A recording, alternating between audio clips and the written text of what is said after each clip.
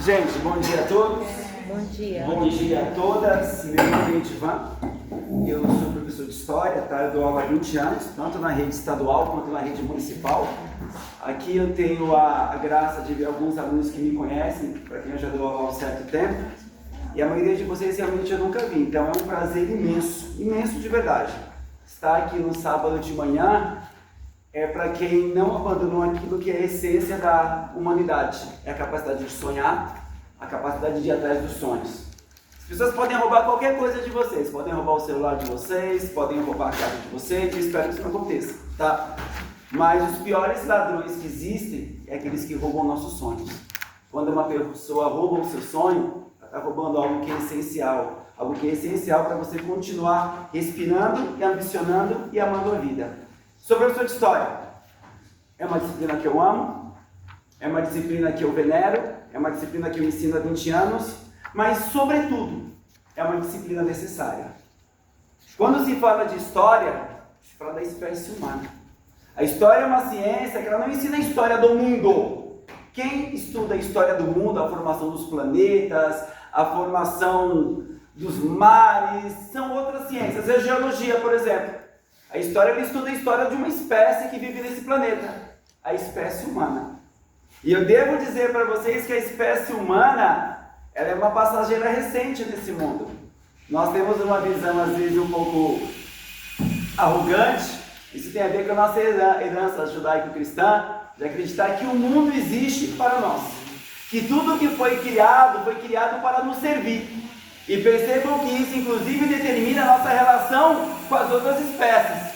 Uma relação predatória, uma relação exploratória. Se vocês pensarem em termos numéricos, a espécie humana ela existe há 3 milhões de anos. Pô, professor, é muito tempo. 3 milhões de anos, aí, segundo a arqueologia, é muito tempo. Mas se eu dissesse para vocês que o nosso planeta existe há 4,5 bilhões de anos?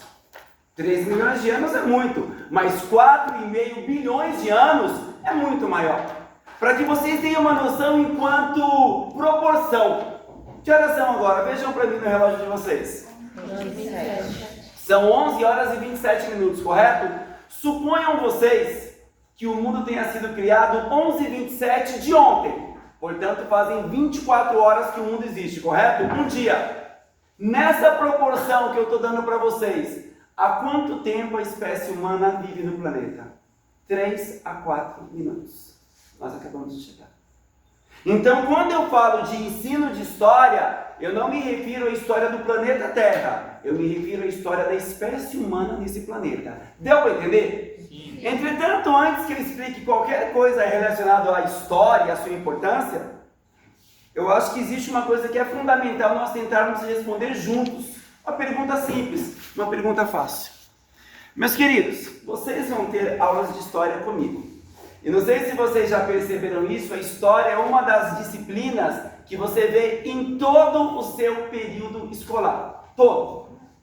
Você vê no 6º ano, 7º, 8º, 9º. Aí quando você acaba no 9º, você pensa, pô, não vou ter mais aula de história, caramba. Aí, chega no primeiro dia do ensino médio, você tem história, no 2º ano, de repente, você tem história, no 3º você tem história. E aí, quando você acaba o ensino médio, você pensa, agora eu não vou ter mais aula de história. Aí você resolve fazer uma faculdade de economia, direito, geografia, sociologia, e aí entra um professor para dar aula de história para vocês. Então percebam que o conhecimento histórico, ele está cercando vocês o tempo todo e não é por acaso. Se você estiver andando numa avenida e olhar para dentro de uma banca de jornal, a quantidade de revistas que tratam temas históricos. Quando você vai no cinema, a quantidade de filmes ambientados numa perspectiva histórica. Então percebam que a todo tempo o conhecimento histórico está sendo ali proposto para dialogar conosco. E aí cabe uma pergunta que ela é fundamental. Por que estudar história? Se qualquer um de vocês, por mais simpatia que eu tenha com vocês, obrigado, cara, por mais simpatias que eu tenho com vocês nesse determinado momento, se você oferecer um comprimido para mim, a primeira coisa que eu vou te perguntar é, por que eu tenho que tomar esse comprimido? Para que serve esse comprimido? Então uma pergunta tem que ser respondida por vocês, se já não foi. Se vocês são convidados ou obrigados a estudar história durante tanto tempo, por que estudar história? Qual a finalidade disso? Porque se você não sabe por que estudar história, o sentido do estudo, ele vira algo mecanicista. Eu estudo para fazer uma prova. Eu estudo para responder algumas questões que alguém vai me colocar em algum momento. E eu posso dizer para vocês que definitivamente a história não serve apenas para isso. Eu não estou aqui para simplesmente preparar vocês para fazerem uma prova. É claro que existe essa preocupação. É claro que eu dialogo com os sonhos de vocês e vocês têm provas pela frente. Mas se eu disser que eu estou aqui simplesmente para preparar vocês para uma prova, tal como um adestrador, isso é esvaziar a minha formação, é esvaziar a relação que eu tenho com a história. Então eu convido vocês agora, verbalizem. Por que isso? Você quer um olhar vivo e inteligente? Como é seu nome? Felipe. Felipe, por que isso da história, meu querido? Bom, a primeira resposta que vem na minha cabeça é a resposta genérica, né? Por favor, seja genérico. Estudar a história de tudo que a gente já passou até chegarmos nos dias atuais, a todas as concepções sociais que a gente tem, para poder entender justamente por que hoje é do jeito que é. Esse é o seu genérico? É o seu genérico me surpreende, né? Tá bom? Todo mundo diz. Você tá me olhando com o tempo? Não desvia o olhar, não desvia aí, exatamente, não desvia o olhar de mim. Como é seu nome? Kemily, por gentileza, por que isso da história? É mais ou menos parecido com o dele, mas eu entendo como isso da história para entendermos onde a gente está hoje. Basicamente é isso para mim, para a gente poder conseguir construir o nosso futuro baseado no nosso passado. Entendi. Deixa eu ver uma pessoa da mesa de lá que eu já conheci. Você que está fazendo com esse olhar intelectual, por favor. Você, filha, de óculos. Por que? Como é seu nome? Ana Clara. Ana Clara, por que estudar história? Eu acho que, assim, do meu ponto de vista, estudar história é meio a gente aprender tudo do passado. Tudo? Não tudo, mas... me assustou, eu me senti pequeno dessa vez. É a gente entender algumas coisas que aconteceram do que se tornou hoje, entende? Os contextos sociais, culturais, tudo. Bom, você, meu parceiro, lá daqui, como é seu nome, Fé? Isso! Gabriel, o nome imponente, Gabriel. Por que isso da história? Da história para entender o presente, ter mais intelecto, evitar cair em ideias simplistas e falsas, conhecer a si mesmo, porque quem não conhece a própria história está fadado a repetir. Nossa, eu vou embora nesse momento. Meus amigos, tudo que vocês falaram dialoga com aquilo que realmente eu penso e aquilo que eu acredito. Primeira coisa, nós não estudamos história apenas para entender o passado como se o passado fosse algo morto, enterrado. Então, para a gente só resta uma visão contemplativa do passado. Eu tenho que entender o passado como se ele não tivesse nenhuma relação com o presente, não. O ser humano, desde quando ele surgiu, ele se organizou durante o tempo. Ele construiu relações sociais, relações políticas, ele construiu cultura, ele construiu relações de poder. E essa humanidade que surgiu, ela enfrentou todos os desabores do tempo. Ela enfrentou a precariedade, ela enfrentou animais maiores, mais rápidos, animais que enxergavam melhor no escuro. Nos primórdios da espécie humana era mais a caça do que o caçador. Nós poderíamos não ter sobrevivido ao longo da história, nós poderíamos ter sido extintos. Entretanto, o tempo passou e a espécie humana ela dominou o mundo, ela enfrentou a guerra. Ela construiu sociedades maravilhosas, uma cultura maravilhosa. Ao mesmo tempo, nós vivenciamos coisas vergonhosas. A fome, a escravização, a guerra, que é um flagelo até hoje. Nós vivemos num mundo que, infelizmente, apesar de toda a tecnologia, toda a arrogância, é um mundo que ainda condena boa parte à fome. Um mundo que condena boa parte a uma cidadania de segunda categoria. Preto, mulher, homossexuais, pessoas que foram marginalizadas ao longo da história. Então, entender o porquê é dessa maneira exige o quê? O conhecimento das estruturas históricas. Você estuda história não apenas para entender um passado morto, mas para você entender o presente enquanto uma dinâmica. Porque senão você cai no que ele estava falando no senso comum, na visão simplista. Ah, o pobre é pobre porque nasceu para ser pobre. Porque a pobreza já existe dentro do pobre. Porque Deus quis. São pensamentos simplistas. A posição que nós temos no mundo, a maneira como o mundo nos olha, foi construída historicamente. Então a primeira coisa, nós estudamos história para entender como a espécie humana se organizou ao longo do tempo. Segundo elemento, nós estudamos história para entender uma coisa fundamental. Nós sempre olhamos a história como se fosse outro. Outros fazem história.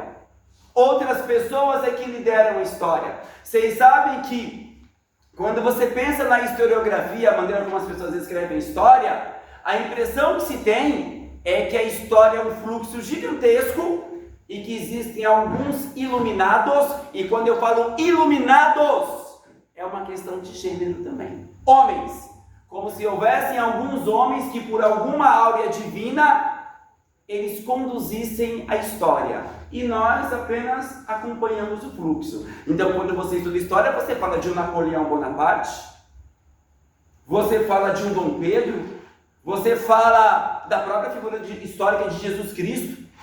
Parece que a história sempre foi feita por pessoas iluminadas. Errado. Segundo ponto para estudar história: nós fazemos parte da história. Qualquer decisão, qualquer passo, tudo que você faz, você está construindo história. Vocês, quando no começo de feriado se colocam aqui na minha frente, vocês estão fazendo uma opção. Vocês estão fazendo uma opção histórica para vocês. Então todos nós fazemos história. E acreditem, essa visão de que algumas pessoas, apenas algumas pessoas, homens, fazem história, é uma visão fabricada. É uma visão fabricada para quê? Para gerar passividade, conformismo, fatalismo.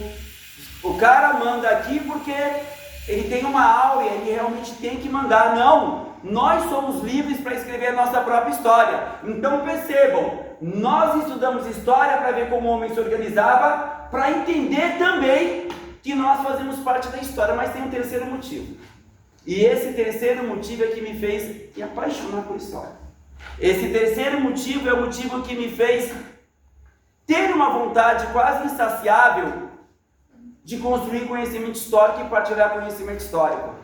Terceira coisa e a mais importante: nós podemos mudar a história.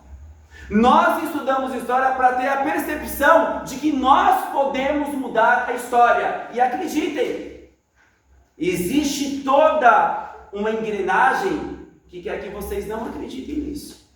Quer que vocês acreditem que o mundo é assim porque é assim, que os limites de vocês já estão colocados, que os sonhos de vocês, na verdade, eles devem seguir até um patamar. Mais do que isso é considerado subversão. Quem é você para querer isso? Então, eu dou história fundamentalmente para que vocês comecem a entender que nós podemos sim mudar a história. Deu para entender, senhores? Alguma dúvida? Mas eu falei desde o início aqui, do começo da humanidade, né? Algumas pessoas, a pergunta que eu vou fazer agora, têm a obrigação de responder.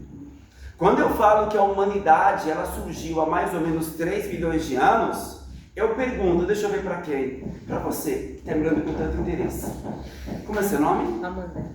Como? Amanda. Amanda, me responde uma pergunta, por gentileza. Eu não sei se você já pensou nisso, mas o mundo ele é amplo, não é? O mundo é grande, 5 continentes, o mundo é realmente belo e grande. Você sabe que em cada região do mundo existe uma fauna específica, animais específicos, não é isso?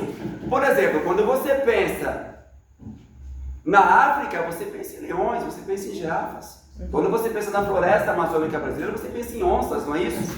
Quando você pensa no deserto, você pensa em camelos, não é isso? Quando você pensa nos polos gelados, você pensa em animais típicos desse, o urso, o pinguim, não é isso? Cada lugar do mundo tem uma fauna muito específica, correto? Mas existe um tipo de ser, Amanda, que ele ocupa praticamente toda a superfície do globo terrestre. Esse tipo de ser você encontra ele no deserto, na floresta, no gelo, em qualquer lugar. Que ser é esse? Eu. Hã? Eu. Ser humano, exatamente. Nós ocupamos toda a superfície do planeta Terra. Entretanto, perceba, Amanda, a espécie humana, na sua opinião, ela surgiu em todos os lugares, e aí, claro, ela está em todo mundo, ou a espécie humana, ela surgiu em um lugar específico do mundo e aos poucos, bem aos poucos, claro, ela começa a se espalhar. O que você acha? Surgiu como planta em tudo que é lugar, ou surgimos em um lugar e fomos aí lentamente nos espalhando? Segunda opção. Vocês concordam com ela? Sim. Então eu ouso perguntar para vocês, é claro que quem é meu aluno, se não responder isso, a mutirana vai comer aqui dentro. Em que lugar do mundo, se eu colocasse o mapa do planeta Terra aqui, em que lugar do mundo a espécie humana surgiu? África. Isso é um tapa na cara de quem é racista. Isso é um tapa na cara de gente racista.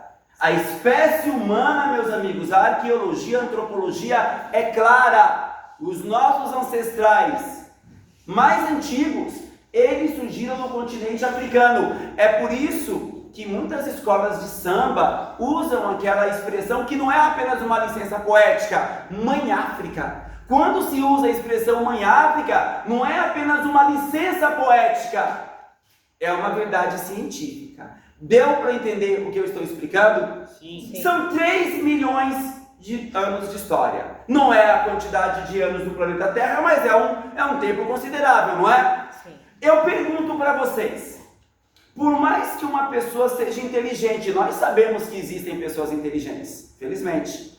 Por mais que você seja estudioso, existem pessoas estudiosas, vocês estão aqui, não me deixam mentir.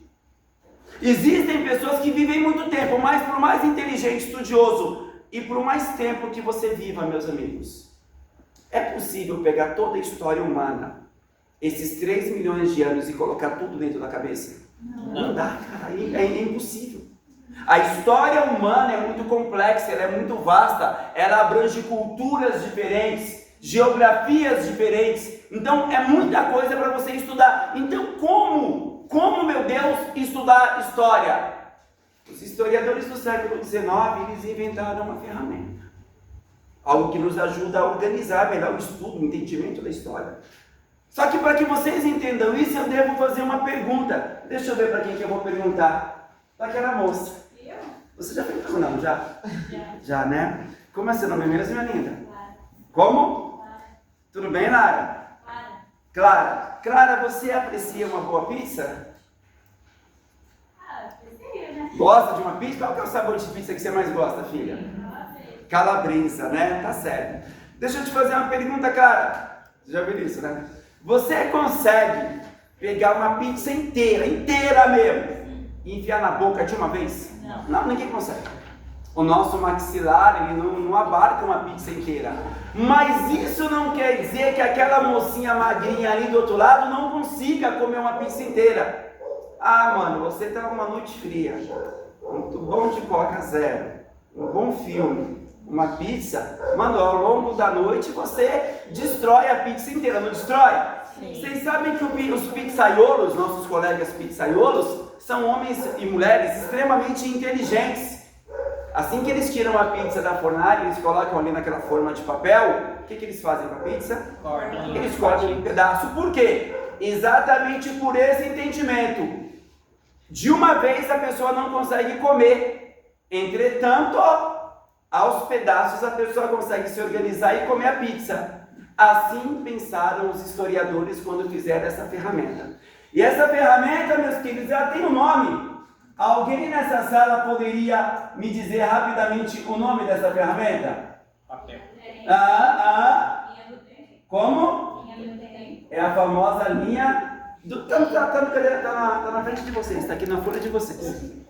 É a famosa linha do tempo. Meus queridos, esse desenho que está aqui na frente de vocês é um desenho que ele não é usado só no Brasil. Ele não é só usado nessa sala de aula. Não é um desenho que o professor Edivan inventou para dar aula, não é isso. Esse desenho aqui ele tem caráter universal. Qualquer livro de história que você pegue, em qualquer lugar, você vai achar um desenho nesses termos aqui. A famosa linha do tempo. Percebam que a linha do tempo trabalha com alguns nomes interessantes. Ela fala de um período chamado pré-história, de um período chamado antiguidade ou idade antiga, de um período famoso chamado a idade média, num período chamado modernidade, a idade moderna, e também a idade contemporânea.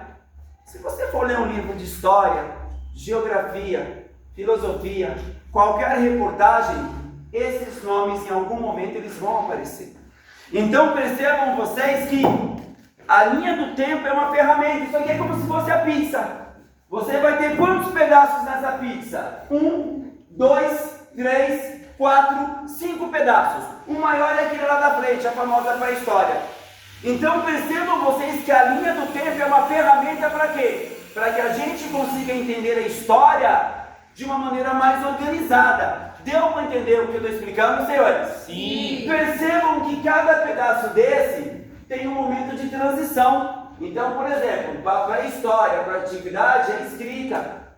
Da antiguidade é a final do Império Romano. Para a moderna que você vai ter a queda de Constantino. Para a modernidade é a Revolução Francesa. Mas eu pergunto para vocês.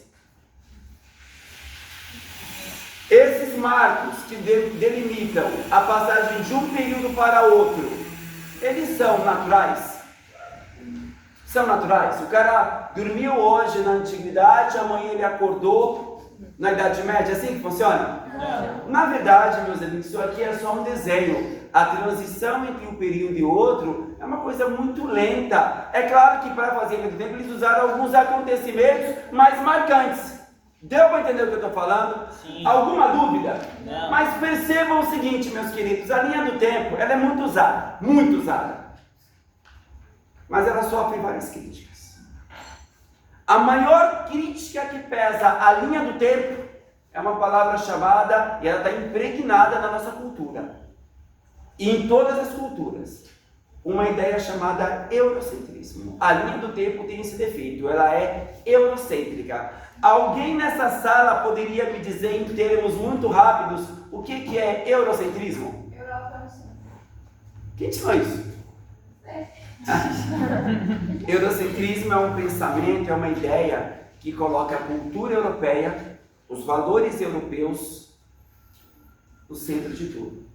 É como se tudo que fosse europeu fosse mais inteligente, mais bonito. Uma palavra que vocês vão escutar muito de maneira preconceituosa, mais civilizado. É como se você colocasse os valores europeus no centro de tudo. Percebam que o eurocentrismo é uma maneira de você ver o mundo, e é uma maneira que foi construída historicamente.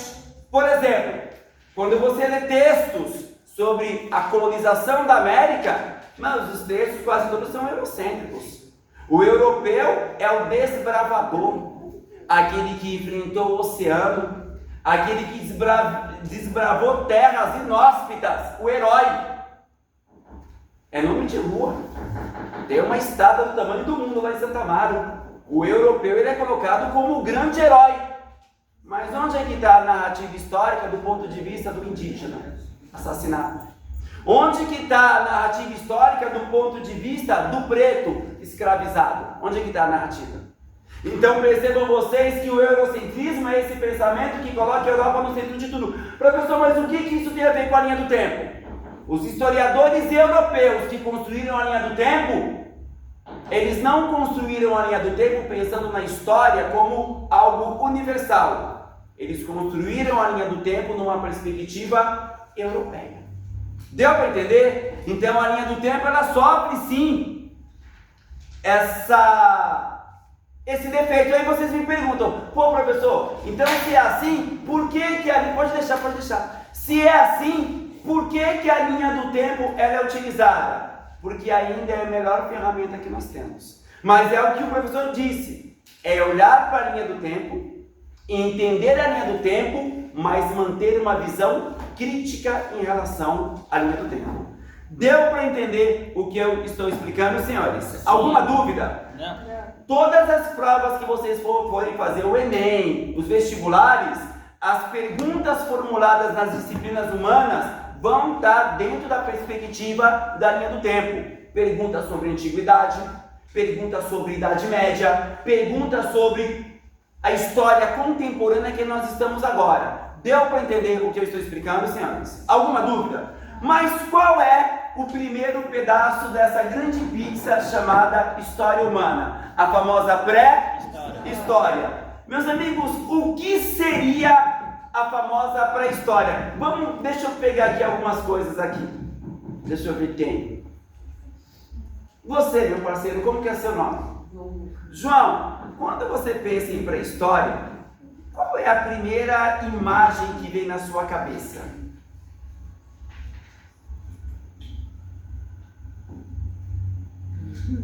É, a primeira imagem. Pré-história tem a ver com o que, na sua opinião? Assim. Eu penso. Sim. O que não eu penso também, mas o que veio na minha cabeça. Sim. A primeira coisa é a Gabriela. Isso é uma narrativa, eu respeito muito, mas é uma narrativa religiosa. E aqui a gente vai estabelecer a primeira coisa. Eu respeito todas as narrativas religiosas, porque todas as religiões dialogam com o início da espécie humana. Todas as religiões, elas têm uma narrativa e eu respeito muito. Mas aqui, não falo em nome das religiões que eu respeito tanto.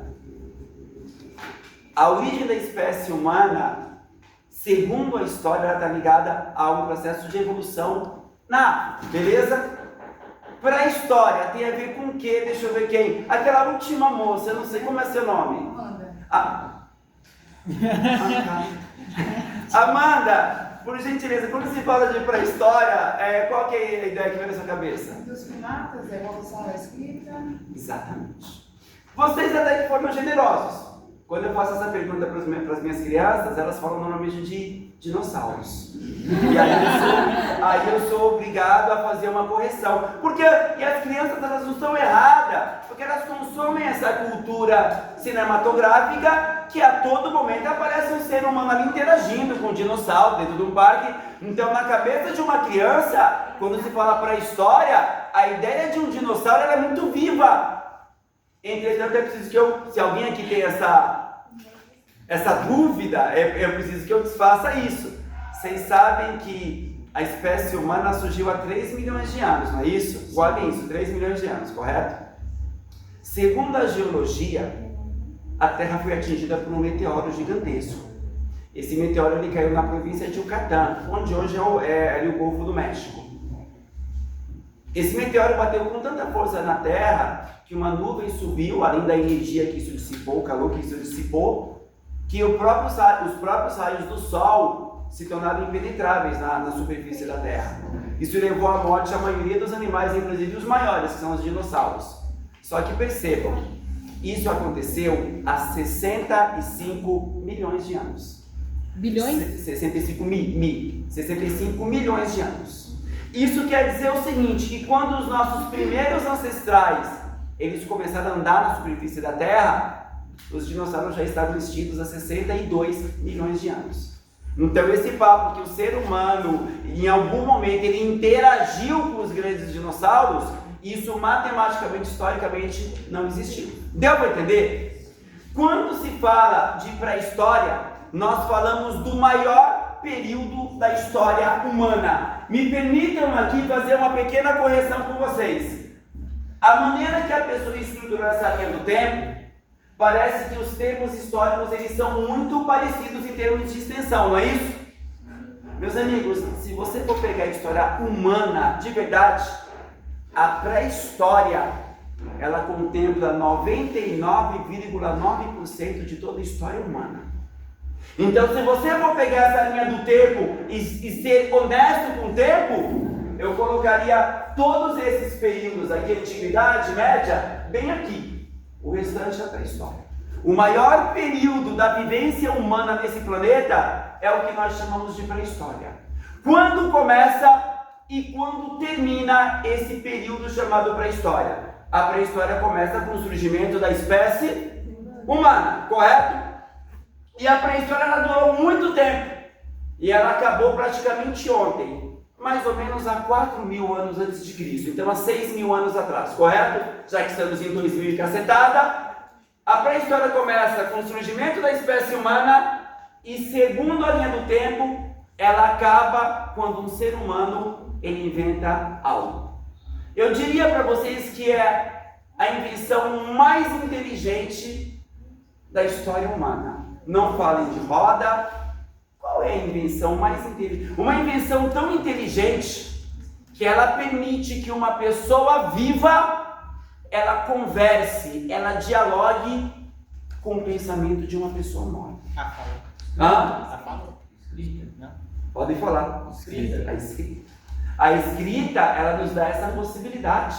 A escrita nos dá a possibilidade de travar conhecimento crítico com o pensamento de pessoas que já não estão aqui há séculos, séculos, séculos e séculos.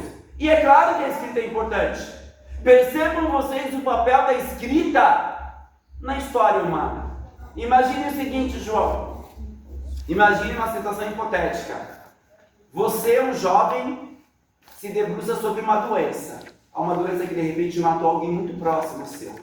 E você coloca na sua cabeça: eu vou pesquisar, eu vou entender e eu vou tentar arrumar a cura para essa doença. Você vai dedicar sua vida a isso.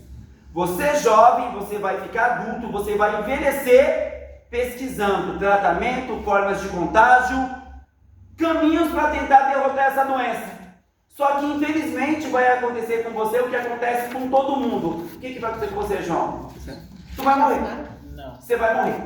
Supondo que você tivesse pesquisado muito essa doença, tivesse até conseguido descobrir várias coisas, vários caminhos, só que você não fez nenhum tipo de anotação e você morreu. O que vai acontecer com todo o conhecimento que você conseguiu ao longo da sua vida? Nada. Vai embora junto com ele. Mas o que ele fez? Anotou. Ele fez anotações. Isso quer dizer o seguinte, que uma pessoa mais jovem, depois que você se foi, pode pegar suas anotações e continuar suas pesquisas. Meus amigos, nós não teríamos hoje uma medicina tão avançada, uma tecnologia tão avançada, se a escrita não tivesse cumprido esse papel de, não que ela seja a única forma, mas ela é uma forma muito eficiente de você acumular e transmitir conhecimento. Se hoje vocês têm um celular, se hoje existe uma ressonância magnética, se hoje doenças que matavam milhares há 300 anos atrás, hoje são doenças perfeitamente tratáveis, é porque esse conhecimento através da escrita ele foi se propagando. Deu para entender? Sim. Então percebam, o que delimita a pré-história? O surgimento da espécie humana até a invenção da escrita. Tudo bem até aqui, senhores? Sim. Vocês veem algum problema nisso? Eu vejo vários. Vários. A gente vai usar sempre o nome pré-história. Eu encho a boca para falar pré-história. Não encho a boca? Sim. Mas a própria conotação, o próprio nome pré-história, ele é absolutamente preconceituoso. Alguém consegue me dizer por quê? Porque diziam que... Quem está falando? Como é seu nome, filha? Manuela. Manuela, por favor. Diziam que como antes não tinha escrita, não é nada era história, só que eles ainda tinham outras formas de se comunicar e de viver, tipo as culturas rupestres. Então, não é porque ainda não era inventada a escrita que não era considerada história. Verdade, foi errado, mas não é considerada história. Você está exatamente perfeita. Meus amigos, durante esse período chamado pré-história, povos se estruturaram. A humanidade que era pequena, era frágil, ela começa a pré-história como a caça. Quando a pré-história acaba, nós já somos os senhores do mundo. Nós construímos culturas, nós dominamos o fogo, nós inventamos a agricultura, nós já construímos cidades, já damos passos para construir impérios. Como é que eu posso dizer que esses povos que fizeram coisas tão monumentais, esses povos estão antes da história? Porque a palavra pré-história quer dizer isso, quer dizer o quê? Antes da história. Então, se você for pensar bem, percebam o que eu vou dizer aqui para vocês. Todos os povos que viveram aqui, segundo a linha do tempo, eles estão antes da história. A história teria começado aqui, com a invenção da escrita. Tudo que veio antes disso é pré-história, é antes da história. Isso é um pensamento extremamente eurocêntrico e preconceituoso. Deu para entender? Que tipo de povos existiam na pré-história? Povos ágrafos. Alguém nessa sala pode me dizer, por gentileza, o que é um povo ágrafo, os povos da pré-história? Não escrever? Os que desenhavam. Fazer um desenho? Povos que não dominavam sistemas de escrita. Mas eu quero fazer uma pergunta. Qual a diferença entre um povo ágrafo e um povo analfabeto? Se eu estou dizendo que é diferente, porque tem uma diferença fundamental. Povo ágrafo e povo analfabeto. Parece que é a mesma coisa, não parece? Mas não é a mesma coisa. Alguém pode ver? Porque é uma pergunta que vocês podem se deparar. Povos ágrafos é uma expressão. O que é um povo ágrafo, meus queridos? Não é um povo analfabeto, tem uma outra diferença. Não sabiam da existência da escrita, não é? Mas eles se comunicavam através dos desenhos. Ótimas tentativas, embora erradas. Alguém mais? Um povo analfabeto é o seguinte: existe um sistema de escrita, existe escrita, só que por algum motivo ela não foi aprendida. Existe a escrita, mas não se aprendeu a ler e escrever. Nós temos aí o analfabetismo, correto? O que é um povo ágrafo? Não tem que aprender, não existe escrita. Não existe escrita. Não é que você não sabe, não existe. Deu para entender a diferença? Por exemplo, você sabe dirigir carro? Sabe? Não. Então você não sabe dirigir um carro. Faria sentido eu te perguntar isso num tempo em que não existiam carros? Não. A simples pergunta, ela não teria nem cabimento, ela seria impensável. Um povo ágrafo não é um povo analfabeto. Não existe escrita, é um povo que não desenvolveu nenhum sistema de escrita. Mas eu pergunto, um povo ágrafo é um povo que tem uma cultura inferior, na opinião de vocês? Não. Por que não existe sistema de escrita, então é uma cultura que a gente pode colocar num padrão inferior, numa hierarquia? De maneira alguma. Vocês sabem que vários povos construíram culturas monumentais sem a escrita. Se você for pegar a África, por exemplo, da Antiguidade, você teve povos ágrafos que construíram culturas extremamente complexas. Essa coisa da gente falar assim, ó, só é civilizado quem sabe escrever, isso é uma percepção europeia. Deu para entender o que eu estou falando, senhores? Então percebam, é o mesmo raciocínio da linha do tempo. Vocês entendem a palavra pré-história, vocês vão usar a palavra pré-história, vocês vão se confrontar com questões que vão usar o termo pré-história, mas guardem essa percepção crítica. O termo pré-história ele é absolutamente preconceituoso. Por quê? Porque ele despreza, ele diminui a sabedoria e a cultura dos povos ágrafos. Deu para entender o que eu estou explicando, senhores? Alguma dúvida? Entretanto, pode falar, meu querido, pode falar do seu coração. A pré-história poderia ser chamada de Idade da Pedra? Ah, você está querendo adiantar as coisas? Olhe para a parede. A gente vai chegar lá. Alguns historiadores, só que isso é uma corrente nova, tá, gente? Eu espero que isso tome conta dos livros em breve. Mas ele já chama a pré-história de história dos povos sem escrita. Em vez de você falar pré-história, você fala história dos povos sem escrita. Porque aí você reconhece o quê? Que esses povos tiveram história como qualquer outro povo. Tudo bem? Eu vou pedir para que vocês usem a mesma lógica da pizza. A pré-história é um tempo muito longo, não é? O que os historiadores fizeram para que a gente entendesse melhor a história? Eles fizeram o que com a pré-história? Eles dividiram. Gente, de maneira clássica, a divisão mais clássica da pré-história.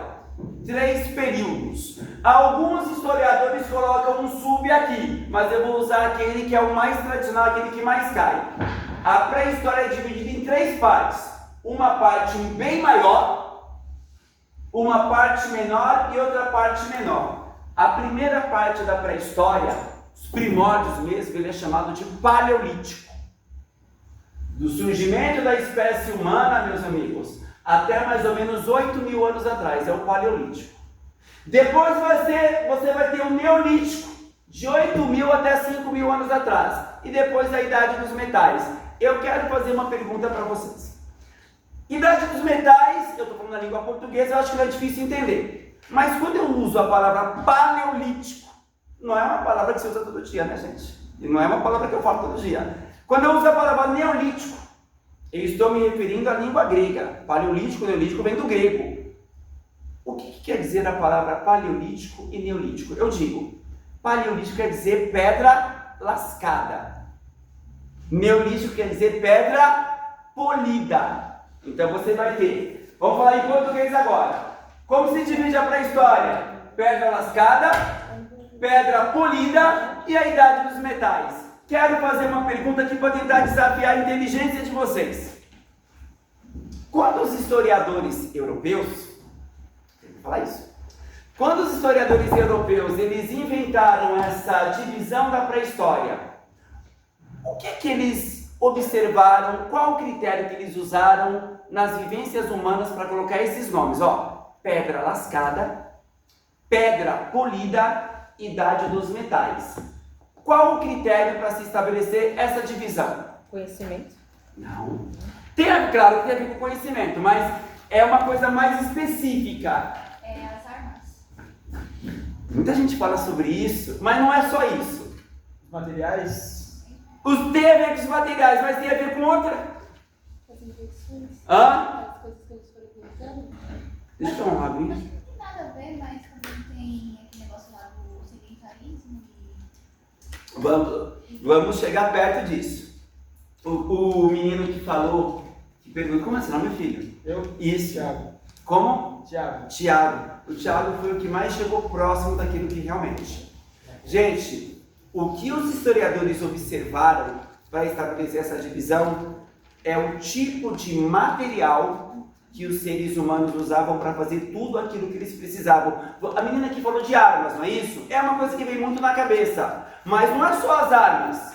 Todo e qualquer utensílio usado pelos povos, as mudanças é o que determinaram essa nomenclatura. Por que Paleolítico? Porque se usava a pedra da maneira mais bruta possível. Os caras lascavam a pedra, aquela pedra cortada servia para tudo, para amassar, para cortar, para tudo. Neolítico por quê?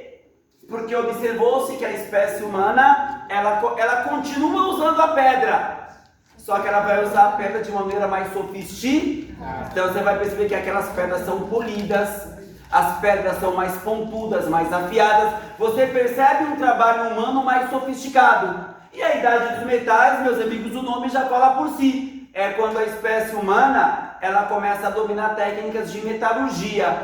O cobre, depois o bronze, depois a fundição, o ferro. Deu para entender? Então o que a gente percebe? Uma dupla evolução. Primeiro, qual tipo de evolução? Uma evolução técnica material. Você percebe que os utensílios usados pela espécie humana, eles vão adquirindo o quê? Uma perspectiva mais o quê? Sofisticada. Segundo tipo de evolução, essa o campo da biologia talvez explique melhor do que eu. Você tem uma evolução no campo intelectual. O cérebro humano ele vai crescer mais. A capacidade do ser humano de elaborar abstração com pensamento, raciocínio, vai crescendo de maneira acentuada. Isso tem a ver com a alimentação. Deu para entender o que eu estou falando, senhores? Alguma dúvida? Para que vocês entendam isso. João, esse cara quer te matar ali fora. Esse cara quer sentar o dedo em você, né? Mas eu sou seu parceiro, eu vou colocar duas facas aqui para você se defender. Eu vou colocar uma faca do período paleolítico e uma faca do período neolítico. Qual que é a faca que você vai pegar para tentar se defender? Claro, porque a faca do paleolítico é pedaço de pedra, filho. A faca do neolítico já é uma faca de pedra, mas um pouquinho mais afiada. Eu não coloquei a Idade dos Metais aqui, porque é claro que seria a opção óbvia, correto? Meus queridos, eu queria um pouquinho discutir com vocês a questão do período paleolítico. Fundamental, isso cai muito em Enem, em vestibular. Agora eu vou te pedir o seguinte, você, Amanda, quando dá uma apagada, você dá um toquezinho no teclado para mim, porque eu tenho que manter isso aqui dessa maneira. Meus amigos, primeiro, no período paleolítico, nós éramos poucos. Grupos pequenos, 20 pessoas no máximo, nós éramos nômades. Alguém nessa sala, por gentileza, não é uma pergunta difícil, alguém pode me dizer o que é um povo nômade? É uma pessoa que não fica só em um lugar específico que vai de lugar em lugar. Exatamente, um povo nômade é um povo que caminha de um lado para o outro. Esse era o estilo de vida daquele período.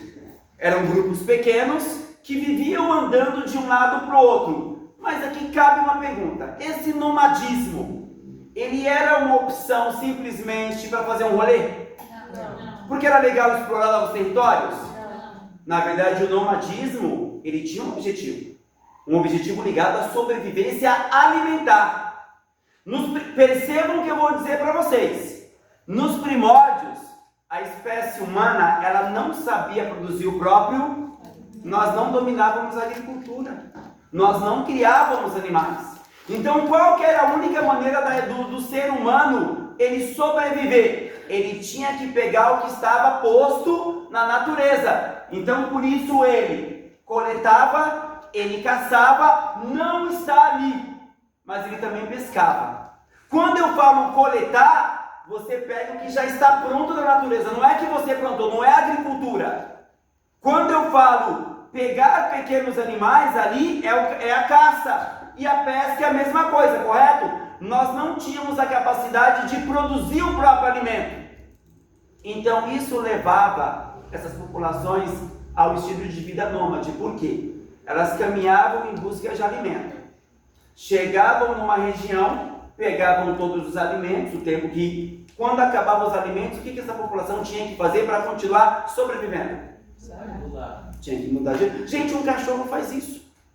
Se eu coloco uma vasilha de água e ração aqui, o cachorro entra, come tudo, acaba, ele vai ficar dentro dessa sala para morrer de fome? Ele vai sair da sala procurar alimento em outro lugar. Então percebam, o estilo de vida nômade, ele está ligado a essa necessidade de sobrevivência alimentar. Aqui não está, mas eu faço questão de dar essa viajada com vocês. Por que os grupos eles eram pequenos, 20 pessoas? E naquele período, a maternidade era uma coisa extremamente mal vista. Ter crianças era uma coisa extremamente complicada naquele período. Por quê?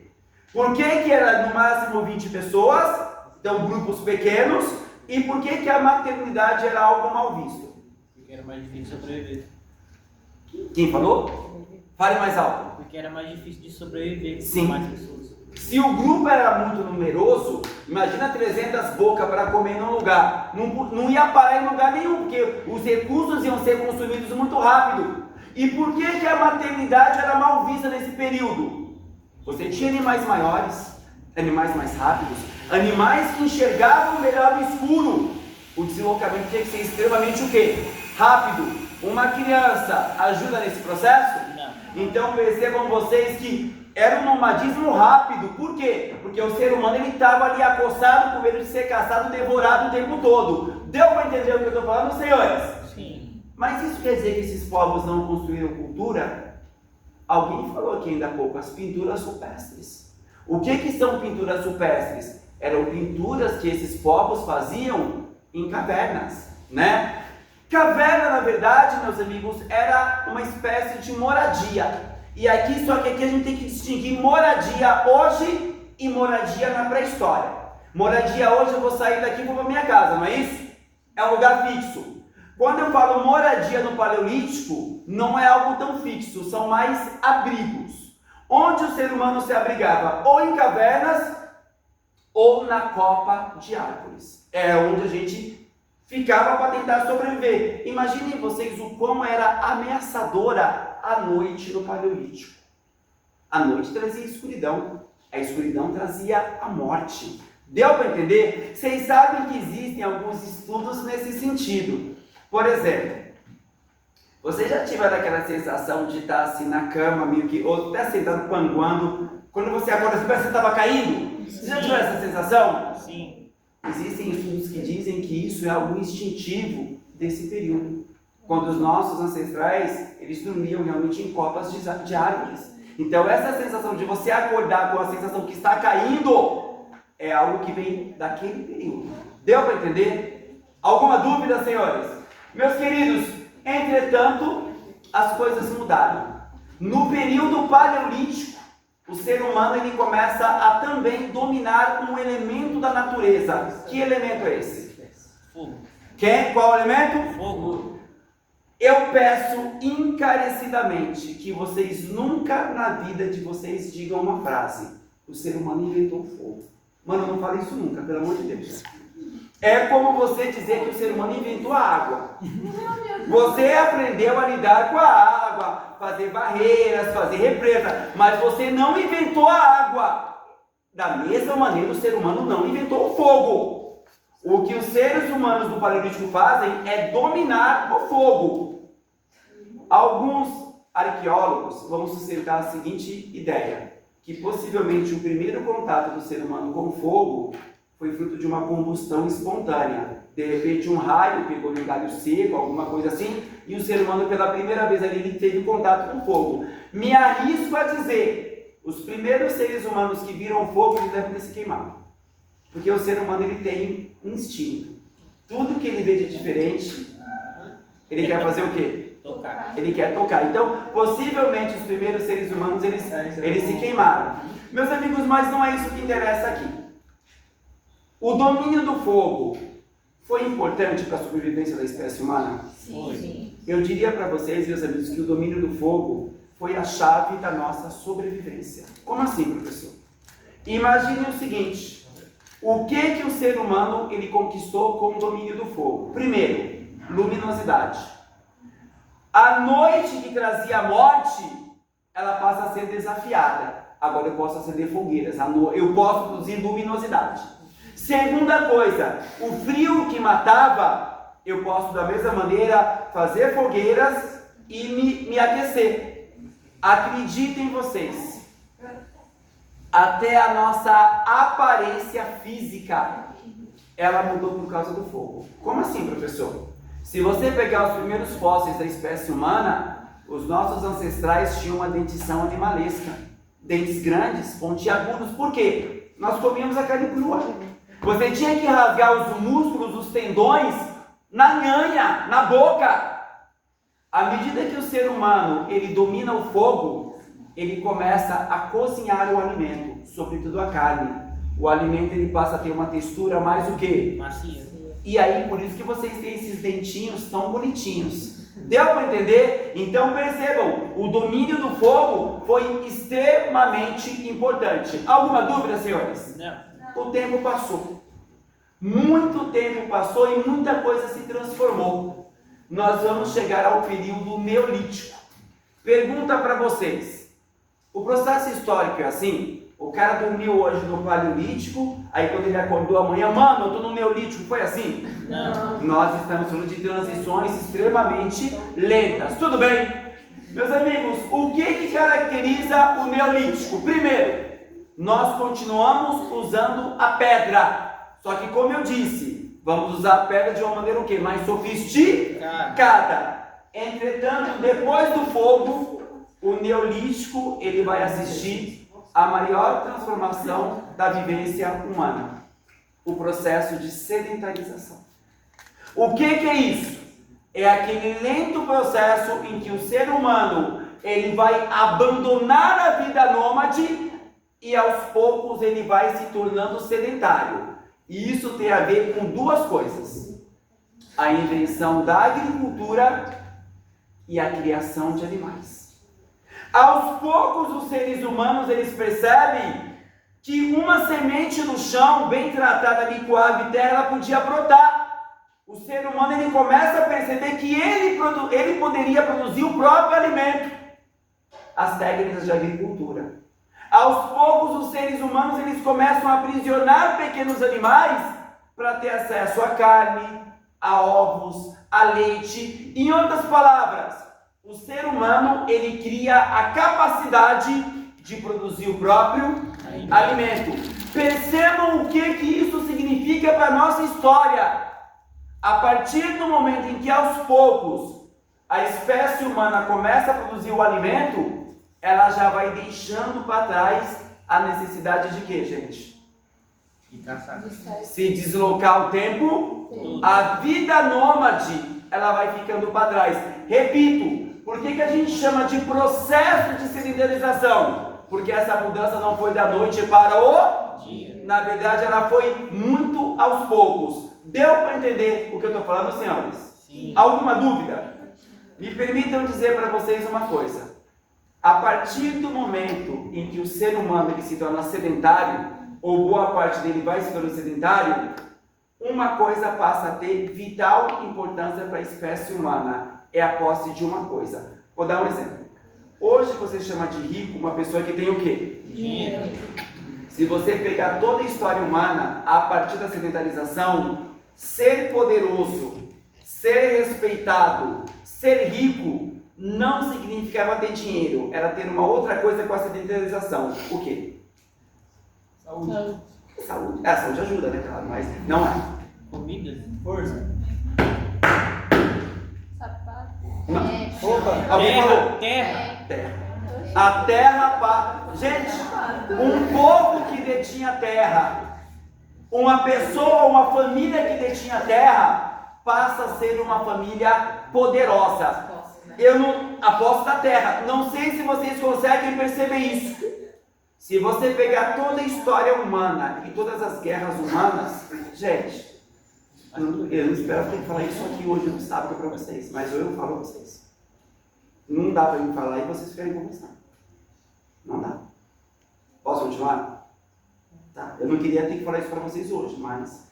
Tá. O que acontece é o seguinte, meus amigos. Se você pegar toda a história humana, pensem na antiguidade, as guerras na Mesopotâmia, as guerras na Grécia Antiga, as guerras do Império Romano. Se você pegar a Idade Média, estou vindo pela linha do tempo, a guerra entre os senhores feudais. Se você pegar a modernidade de Napoleão Bonaparte, as guerras. Se você pegar inclusive as guerras contemporâneas, as guerras são por causa de quê? Terra. Se você pegar os grupos mais poderosos de todas as civilizações, os homens mais poderosos eram homens que tinham o quê? Terra. Percebam isso. Peguem o Brasil hoje. Qual que é um dos setores mais ricos do Brasil hoje? O agro. O agro é dono de quê? Quem foi que escravizou durante 400 anos a população preta? Era dono de quê?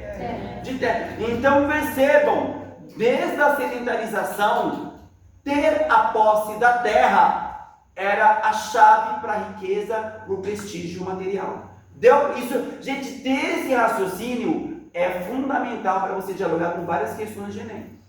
A posse da terra passa a ser a coisa mais importante. Deu para entender o que eu estou falando? Sim. Me permitam rapidamente contar uma coisa para vocês.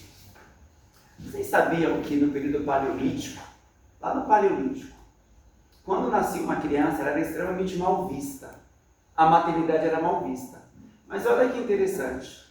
Quando uma criança nascia num grupo nômade, o ser humano não sabia a quem pertencia aquela criança. Porque não havia a percepção que a relação sexual entre um homem e uma mulher deixaria a mulher grávida. Então, quando uma criança nascia, qual que era a percepção? Não se entendia por que a mulher ficou grávida, não havia esse entendimento. E aquela criança, ela era criada por toda a comunidade, ela era uma filha da comunidade. Todo adulto tinha a obrigação de cuidar e de educar aquela criança. Isso quer dizer o seguinte, que as mulheres tinham total liberdade sexual. Elas podiam ter relações com vários homens, enfim, aquele papo todo. Entretanto, olha como tudo vai se transformar.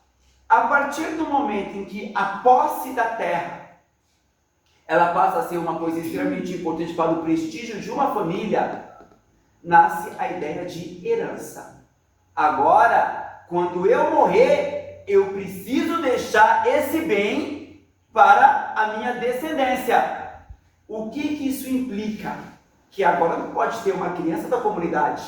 Eu tenho que saber quem é o meu filho. E aí por conta dessa necessidade, vai nascer uma outra ideia. A monogamia feminina. A sexualidade das mulheres ela vai passar a ser controlada, inclusive moralmente. Se você ficar com outro cara, moralmente você é uma mulher indigna. Percebam vocês que a ideia da monogamia, e eu não tenho nada contra a monogamia, gente, eu tenho uma namorada, enfim, mas eu quero que vocês entendam essa ideia historicamente.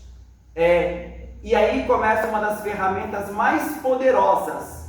Com a sedentarização, as primeiras aldeias, as primeiras cidades e uma nítida divisão de gênero. Quando era nômade, mulheres caçavam. Mulheres estavam lado a lado. Esse papo que o homem caçava e a mulher não caçava, isso não é verdade. Estudos recentes indicam, pegaram fraturas em fósseis de mulheres da pré-história. As fraturas que elas tinham condiziam com a prática da caça. Então não havia uma divisão de gênero. Agora que você tem as cidades, o que acontece? A sexualidade da mulher começa a ser controlada e dentro dessas vidas, dessas cidades, o homem é aquele que sai para fora para cuidar da aldeia. A mulher ela é aquela que fica dentro de casa para cuidar da prole. A maternidade ela passa a ser vista como uma coisa boa. Deu para entender? E aí começa esse papo, o lugar de mulher dentro de casa, o homem que sai para prover a casa. Isso não é uma invenção da maldade. Isso foi construído historicamente. É injusto, mas foi construído historicamente. Deu para quem aqui é feminista, o feminismo é uma coisa importante, tem que entender as origens históricas do patriarcado. Aqui, quando a gente fala de história do patriarcado, é com o processo de sedentarização.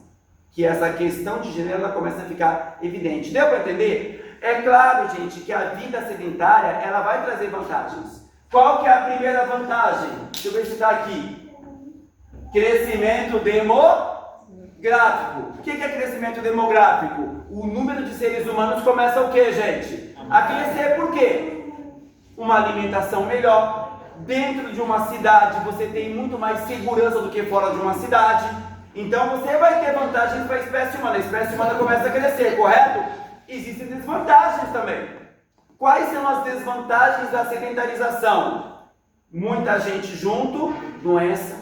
Você tem ataques de grupos nômades, isso acontece. Sedentarização é uma outra coisa que ela vai criar. A especialização das profissões.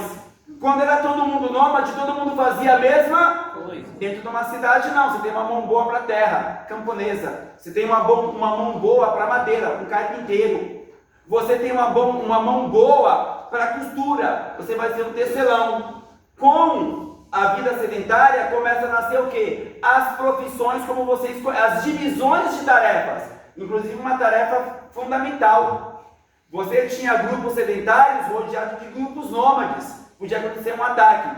Qual que era uma profissão que surgiu? Vou pegar os caras maiores, esses caras vão fazer a guarda da comunidade. Vai nascer um soldado. A produção de armas, aqui eu dialogo com uma coisa da minha infância. Quando eu era muito jovem eu falava assim, maldito o momento em que o homem, ele inventou a arma.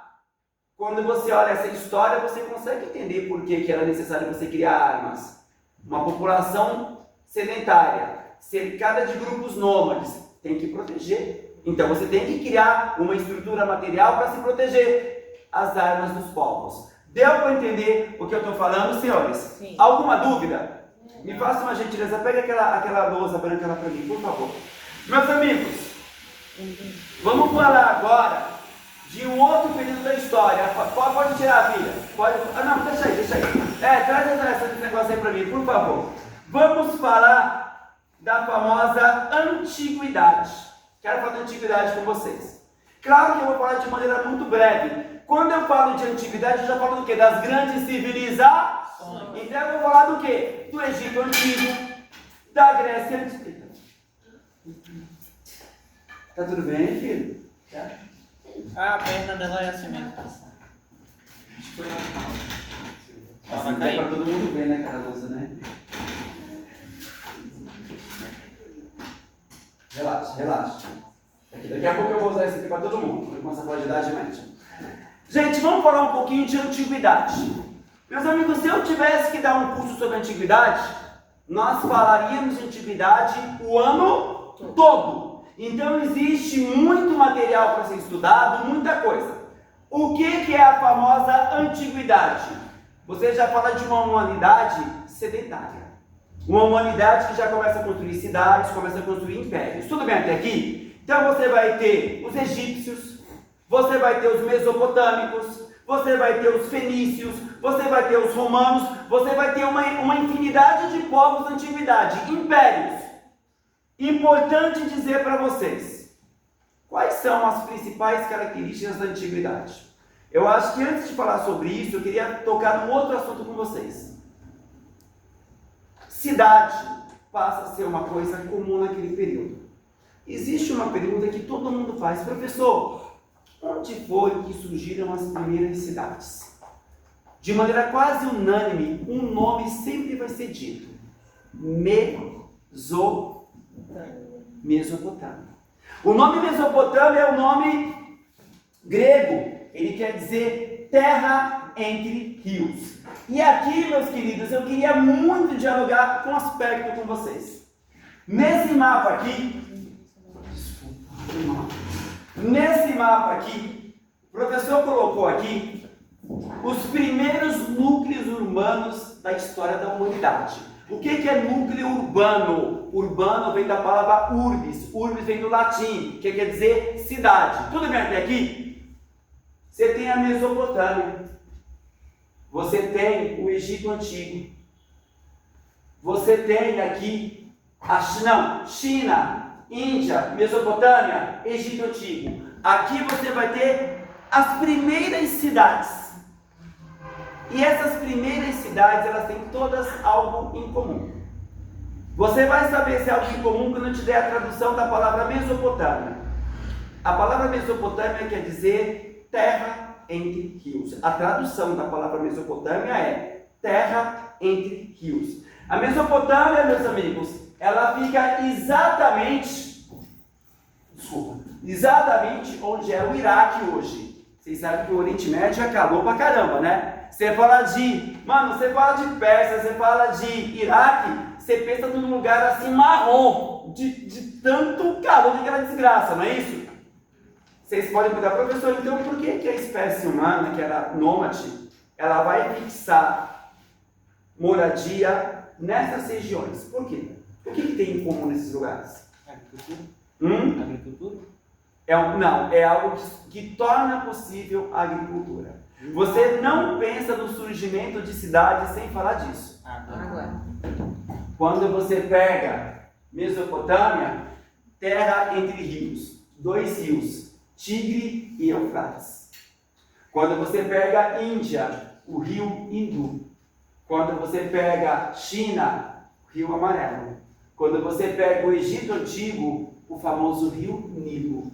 As primeiras cidades da história da humanidade, elas vão surgir às margens de rios. Para quê? Agricultura tomar sobrevivência. Isso nos ajuda, inclusive, a pensar a cidade de São Paulo. A cidade de São Paulo, para quem não sabe, ela nasceu em cima de rios.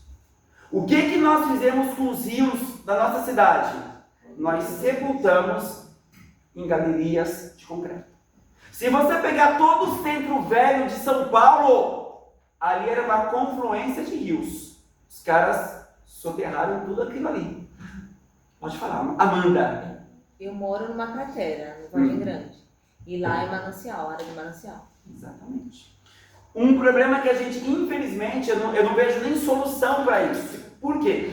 Nós temos problemas seríssimos de enchentes aqui em São Paulo. Mas eu devo dizer para vocês, não é a água que está no errado. Somos nós. Nós construímos uma cidade embaixo da água. Então, qualquer chuva um pouquinho mais expressiva, a água sobe, não tem o que fazer. Vocês entenderam o que eu estou falando? Mas por que eu estou chamando a atenção para isso? Eu quero que vocês percebam que a própria dinâmica que deu origem às primeiras cidades da história humana está ligada ao quê? À terra. Então, os povos que eram nômades, eles inventaram a agricultura. Onde nós vamos fixar nossa cidade? Perto de onde tem água. São as famosas sociedades hidráulicas. Você não consegue entender a história do Egito Antigo se você não olhar para o rio Nilo. O rio Nilo era uma espécie de rodovia. Vocês sabem que algumas regiões do Egito têm pirâmides em lugares onde não tem pedreiras. Como que aquelas pedras chegaram ali? Através do rio Nilo. Deu para entender o que eu estou falando? Agora eu queria discutir com vocês um outro aspecto.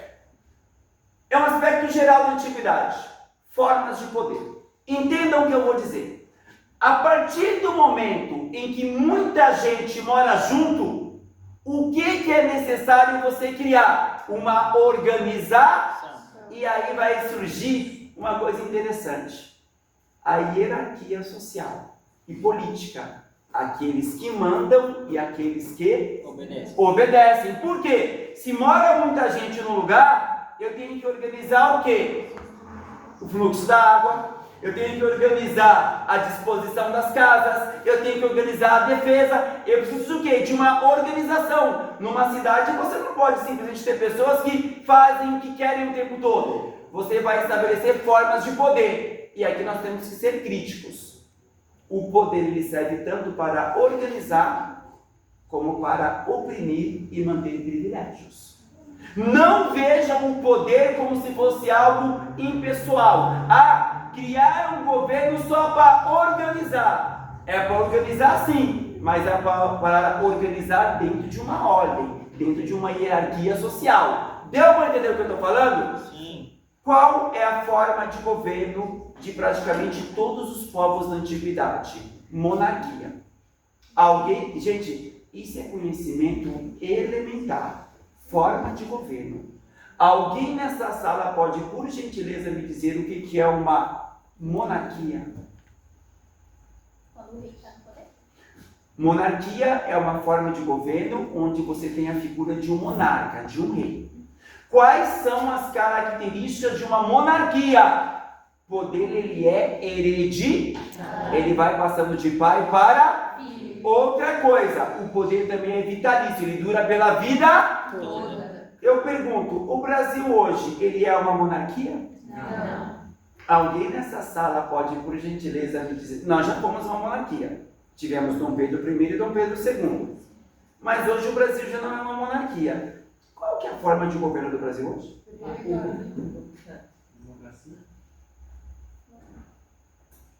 República. O que é uma república?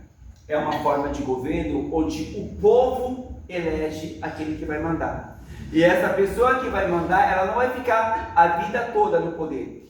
Ela vai ficar apenas um período. Deu para entender? Então, quando você fala de estruturas de poder de todos os povos da antiguidade, você está falando quase sempre de quê? De monarquia. Pergunta, muita gente me faz, professor, mas como é que escolheram os primeiros reis?